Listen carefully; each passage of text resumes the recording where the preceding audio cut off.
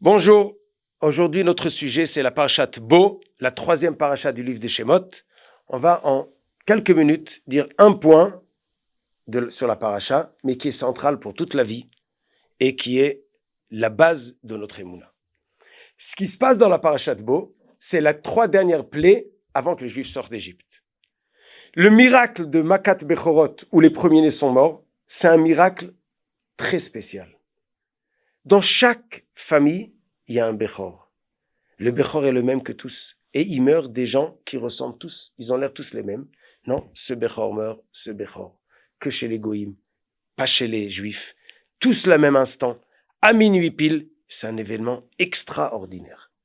Et après cet événement-là, Paro, il renvoie tout le monde et les Juifs sortent. Ça n'a jamais été dans l'histoire où un peuple entier quitte la kachat goy mikerev goy. On sort un peuple d'un autre peuple. C'est un événement complètement pas normal. Ce qu'on appelle un miracle. L'idée de la paracha, l'enseignement d'Akadosh Baruch Hu à travers ce qui se passe, c'est que la présence d'Akadosh Baruch Hu et la façon qu'il gère le monde, elle est avec des miracles. Mais normalement, le monde se gère naturellement. Il n'y a pas de miracle tous les jours.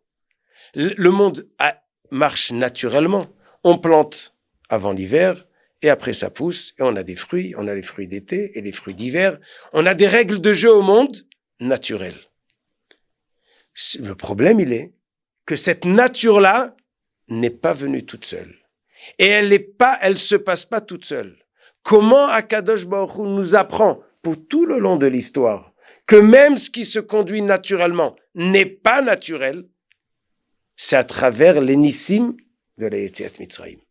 Les nissim de Parashat Bo, Akadosh Baruch Hu se présente et il dit « Je suis le patron du monde, je gère le monde et tout est un miracle ».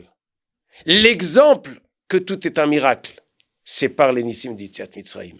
Mais à partir des miracles de la sortie d'Égypte, nous apprenons que tout ce qui se passe naturellement, il est aussi des miracles et pas la nature. Seulement, Dieu a choisi de gérer son monde d'une façon naturelle. Ça veut dire cacher les miracles à travers la nature. Il nous l'a dévoilé à travers les miracles extraordinaires, donc qui sortent de l'ordinaire à la sortie d'Égypte. Mais à travers ça, on doit apprendre, comme ça nous dit le Ramban dans la Parashat Bo, que celui qui ne croit pas que toute la nature sont des miracles, ne croit pas dans la Torah de Moshe Rabbeinu. Ça veut dire ce qu'Akadosh Baruch Hu nous a dévoilé à travers toute l'histoire de la sortie d'Égypte et là que Moshe Rabbeinu a géré et nous a raconté qui va se passer et qui s'est passé et dans quoi on a avancé. Il ne croit pas en Dieu. C'est-à-dire croire que le soleil se lève le matin, que je trouve ma parnassa, que j'ai ma santé, que chacun a sa santé, sa famille, ses enfants, tout. C'est pas une nature toute seule, ce sont des miracles.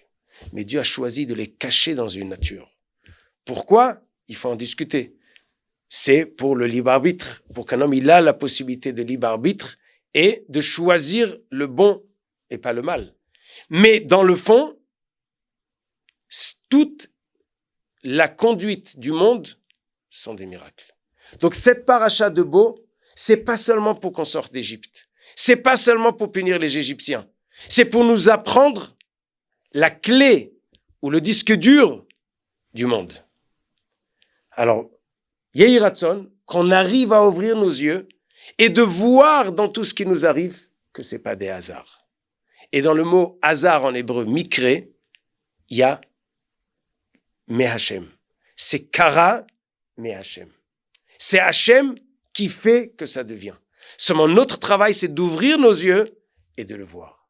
Et ça nous permet de vivre beaucoup plus calmement, beaucoup plus confiant, avec du bitachon, qu'on est dans de bonnes mains et que tout ce qui se passe va vers le bon chemin. Shabbat Shalom.